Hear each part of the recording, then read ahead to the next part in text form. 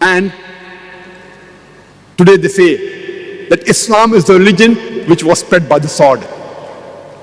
A very good reply is given by Zakir in his book, Islam at the Crossroad, on page number 8. It says that history makes it clear that the legend of fanatical Muslims sweeping across the world, forcing Islam at the point of the sword over conquered races, is the most fantastic myth that historians have ever repeated. Deleuze O'Leary is a very famous historian. He says that history makes it clear that the legend of fanatical Muslims forcing Islam at the point of the sword over conquered races is the most fantastic myth that historians have ever repeated.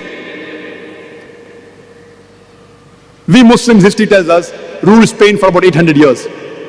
We didn't do our job. We didn't do dawah. Later on, the Crusaders came, we wiped out. There was not a single Muslim who could openly give the azan. We Muslims, we have ruled the Arab lands for the past 1400 years. For a few years, the Britishers came. For the few years, the French came. But we Muslims have been the lord of the Arab land for the past 1400 years. Yet today, statistics tell us there are 14 million Arabs who are Coptic Christians. Coptic Christian means Christians since generations. If we wanted, we could have converted every Arab into Islam by the point of the sword. We didn't do it. These 14 million Coptic Christians in Arab land, they are bearing witness, they are giving shahada that Islam wasn't spread by the sword. We Muslims, we ruled India for about 1,000 years.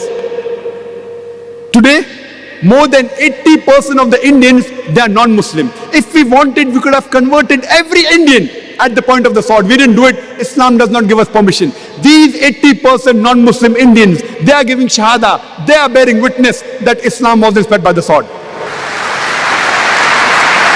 Which Muslim army went to the east coast of Africa? Which Muslim army went to Indonesia, which has the largest population of Muslims? Which Muslim army went to Malaysia, which has more than 50% Muslim? Which army? Which sword? It is the sword of the intellect.